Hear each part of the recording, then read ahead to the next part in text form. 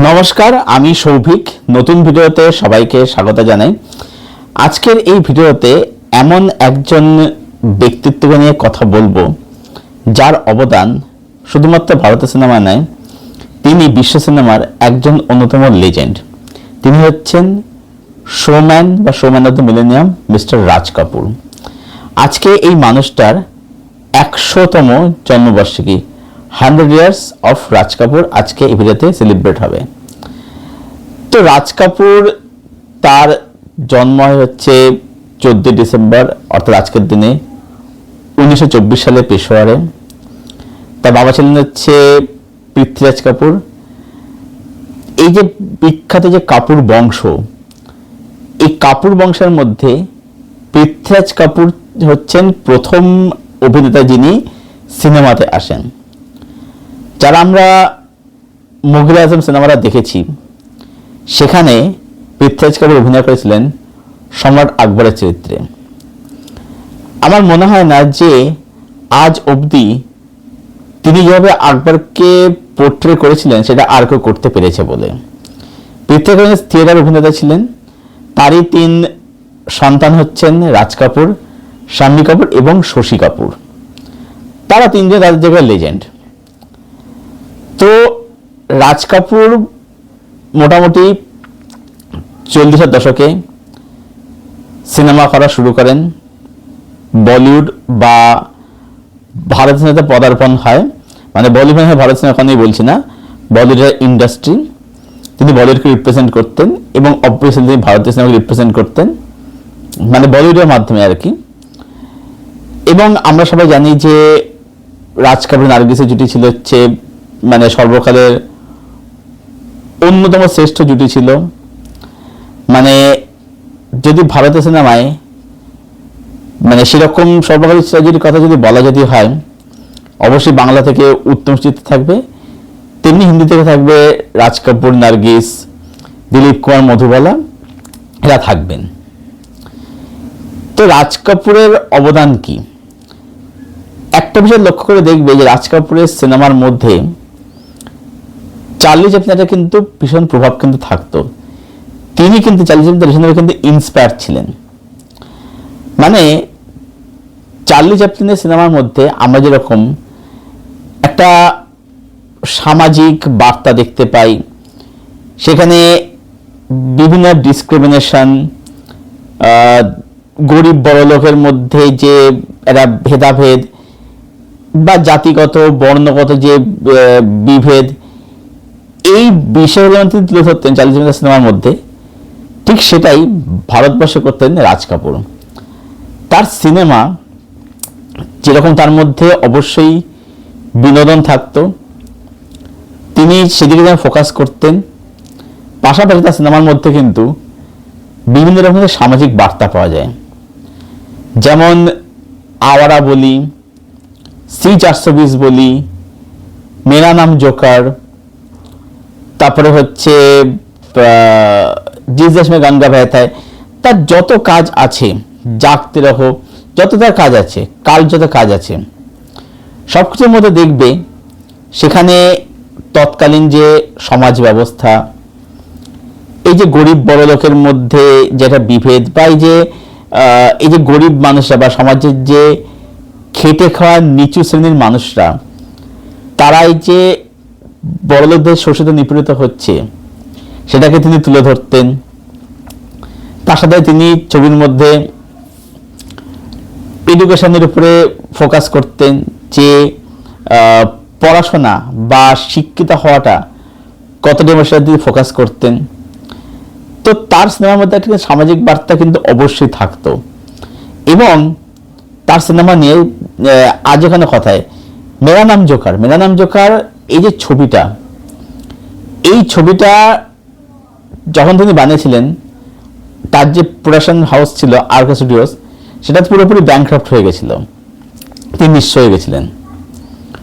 কিন্তু সেই ছবিটা নিয়ে কেন তো কথা, তার কারণ হচ্ছে যে মেরা নাম জোকারের রান টাইম ছিল হচ্ছে সেই সময় 4 ঘন্টা 15 মিনিট, যেটা আজকে দাঁড়িয়ে ভাবতে গেলে অবাক লাগে যে একটা মানুষ কোন রকম কম্প্রোমাইজ না করে যে দর্শক দেখবে না, তিনি এবার সিনেমা তিনি বানিয়েছিলেন এবং সেটা হওয়ার পর তিনি কিন্তু রীতিমতো মানে একদমই নিঃস্ব হয়ে গেছিলেন। এবার সত্যি কথা বলতে মেরা নাম জোকারের যে থিম ছিল সেটা কিন্তু ভীষণই প্রোগ্রেসিভ একটা থিম ছিল, সেটাও কিন্তু দিক কিন্তু অবশ্যই রয়েছে। সঙ্গম যে ছবিটা নিয়ে আজও কথা হয় এবং শোনা যায় ছবিটা নিয়ে যথেষ্ট কন্ট্রোভার্সি, কারণ হচ্ছে যে সঙ্গমের থিমও সঙ্গমের আইনটা যথেষ্ট বড় ছিল, 3 ঘন্টা 52 প্রায় 4 ঘন্টার ছবি ছিল সঙ্গম, এবং সেটা বলে সেটা খুব বোল্ড একটা সিনেমা ছিল।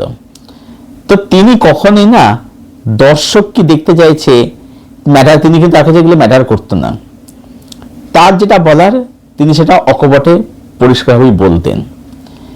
যেখানে আজকে তার ছবি নিয়ে আজকে তার কাজ নিয়ে এত কথা হয়, সঙ্গম নিয়ে এত কথা হয়, কারণ সেই ছবিটা সেরকমই ছবি ছিল। মেরা নাম জোকার, আওয়ারা, সেরকম ছবি ছিল। তোমরা জানো কিনা জানি না, C420 থেকে ইন্সপায়ার পরবর্তীকালে কিন্তু শাহরুখ খানের ছবি রাজু বানকা যেটা সেটা কিন্তু সেখান থেকে ইন্সপিরেশন নিয়ে করা হয়েছিল, থিমটা কিন্তু একই ছিল আর কি। অর্থাৎ বোঝা যায় যে তিনি অ্যাকচুয়ালি কতটা একজন ahead of the time মানুষ ছিলেন। মানে এটা বলার কোনো বাকি রাখে না যে তিনি একজন icon, one of the greatest icon of Indian cinema, এটা তার সম্বন্ধে বলা যায় আর কি। প্রভু যুগান্তের কাজ তিনি করে গেছেন, যেগুলো মানে তার ইম্প্যাক্ট, তার অবদান ভারতীয় সিনেমাতে আজ অনস্বীকার্য। এবং শোনা যায় যে রাশিয়াতে নাকি তার একটা হিউজ জনপ্রিয়তা ছিল এবং মেরা সেখানে কিন্তু ভীষণভাবে সাকসেসফুল হয়েছিল। অ্যাকচুয়ালি রাশিয়াতে হচ্ছে রাজকারের মিঠুন চক্রবর্তীর জন্য কিন্তু হিউজ একটা ফ্যান ফলোয়িং কিন্তু ছিল। মেরা নাম জোকার সেখানে 3টা রিলিজ করা, আমাকে তথ্য দিয়েছে মুভিভা দেবজ্যোতি, আমাকে তথ্যগুলো দিয়ে হেল্প করেছে আর কি এই বিষয়ে এ সম্বন্ধে। তো সেখানে রিলিজ করেছিল মেরা নাম জোকার, সেখানে হিটা রাশিয়াতে আর কি। তো তার অবদান সত্যি অনস্বীকার্য, তাকে নিয়ে যত বলবো ততই কম। তিনি আজও লেজেন্ড, 100 বছর পরেও তিনি আজও একই রকমভাবে প্রাসঙ্গিক। অ্যাকচুয়ালি প্রাসঙ্গিক মানুষ থাকে যে তার কাজের মধ্যে দিয়ে, তার কাজ আজও প্রাসঙ্গিক, তাই সে মানুষটা আজও প্রাসঙ্গিক। এটাই বলার ওনাকে নিয়ে, তিনি একজন সত্যি লেজেন্ড। এবং সবাই তোমরা জানো যে ওনারই 100 বছর জন্ম শতবর্ষ উপলক্ষে পিভিআর আইনক্স সিনেপলিস তারা একটা ফিল্ম ফেস্টিভ্যাল মতো তারা করছে, যেখানে তার বিভিন্ন সিনেমা দেখানো হবে, যার মধ্যে আমি যাচ্ছি লেকমলে মেরা নাম জোকার দেখতে। কারণ এই ছবিটা দেখার ইচ্ছা বহুদিন থেকে ছিল, ছবিটা আমি টিভিতে দেখেছি, বাট সেই সময় দেখা আর এখন দেখার মধ্যে তো আকাশ পাতাল তফাৎ তো অবশ্যই থেকেই যাচ্ছে। তো পরবর্তী ছবিটা দেখার বহু আমি চেষ্টা করেছি, কিন্তু সত্যি কথা বলতে যেহেতু ছবিটার রান টাইম অনেকটা বড়, ভীষণ বড়, তো আমি কোথাও ছবিটার আনকাট ভার্সনটা পাইনি। তো এটা ফাইনালি সিনেমা হলে রিলিজ করছে, তো দেখে খুব ভালো লাগলো। কিন্তু একটু সেখানে বলবো সেটা হচ্ছে যে এটা কখনোই পিভিআর আইনক্স সিনেপলিস এক্সপেক্টেড ছিল না যে একজন আইকনকে যখন সেলিব্রেট করা হচ্ছে, তার 100 জন্ম সেলিব্রেশন করা হচ্ছে, জন্ম শতবর্ষ, সেখানে দাঁড়িয়ে এমন এমন সব শো টাইম রাখা হয়েছে। হ্যাঁ জানি যে সেটা কিছুটা কারণে সেটা পুষ্পাটের জন্য সেটা হবে, সেটা আমি জানি, কিন্তু যখন একটা মানুষকে যা সেলিব্রেট করা হচ্ছে, এমন শো টাইম কেন রাখা যে শো টাইমটা খুবই বিচ্ছিন্ন অড একটা শো টাইম। রাত্রি 9:35, রাত্রি 11টার সময় কে যাবে সিনেমা দেখতে? হ্যাঁ হতে পারে যে যাদের হয়তো গাড়ি আছে, যারা হয়তো হলের কাছে, যাদের বাড়ি হলের কাছে যেতে পারে, মানে পায়ে হেঁটে 10 মিনিট হেঁটে গেলাম, তারা হয়তো দেখতে গেল। কিন্তু একটা ফিল্ম ফেস্টিভ্যাল সেলিব্রেট করা হচ্ছে, যখন একটা মানুষকে সেলিব্রেট করা হচ্ছে, যখন আইকন সেলিব্রেট করা হচ্ছে, তখন সেখানে একটা প্রাইম টাইমের শো রাখতে হয়। হ্যাঁ একটা শোই রাখো, কিন্তু অ্যাটলিস্ট 5টা 6টা, অ্যাটলিস্ট কোনো 7টার সময় শো রাখো, কিন্তু এইগুলো তো কোনো শো টাইম নয়। তাহলে ব্যাপার হচ্ছে যে যখন সেলিব্রেশন করা হচ্ছে তখন সেভাবে করো, না হলে করো না। কারণ সেটা করলে সেই মানুষটাকে মানে এক প্রকার অসম্মানই করা হয়। এটা আমার পার্সোনাল ওপিনিয়ন, এটা আমার মনে হয়। বুক মাই শোতে আমি তো দেখছিলাম এমন এমন শো টাইম রাখা হয়েছে, মানে সত্যি কথা বলতে মানে দেখে মনে হচ্ছে যে এই সিনেমাগুলো হলের লোকেরাই বসে দেখবে, তারাই সেলিব্রেট করবে, তারাই সেলিব্রেট সিনেমাগুলোকে লাগিয়েছে। এটা ঠিক নয়। যাই হোক, তো এটা হল কর্তৃপক্ষ এক্সিবিউটার তাদের সিদ্ধান্ত, এখানে আমি সেটা মতামত দিতে পারি, তার বেশি কিছু তো করতে পারি না। তো এই ছিল আমার পুরো আলোচনা, মতামত showman of the millennium mister Raj কাপুরকে নিয়ে। অসামান্য একজন ব্যক্তিত্ব, মানে তার প্রভাব নিয়ে বলার কিছু নেই। তো তোমাদের কি মতামত রাজ কাপুরকে নিয়ে? 100 বছর পরে তিনি এই যে আজ এত প্রাসঙ্গিক রয়েছেন তার কাজের মধ্যে দিয়ে, এই বিষয়ে তোমাদের কি ওপিনিয়ন অবশ্যই জানো কমেন্ট সেকশনে এসে। যদি এই ভিডিওটা ভালো লাগে লাইক করো, শেয়ার করে চ্যানেলটাকে অবশ্যই সাবস্ক্রাইব করে দিও, এবং পাশের যে বেল আইকনটা আছে সেটাকে প্লিজ অন করে দাও, যাতে এরকম আরও ভিডিও আসলে তার নোটিফিকেশান তোমরা খুব সহজে এবং খুব শীঘ্রই পেয়ে যাও।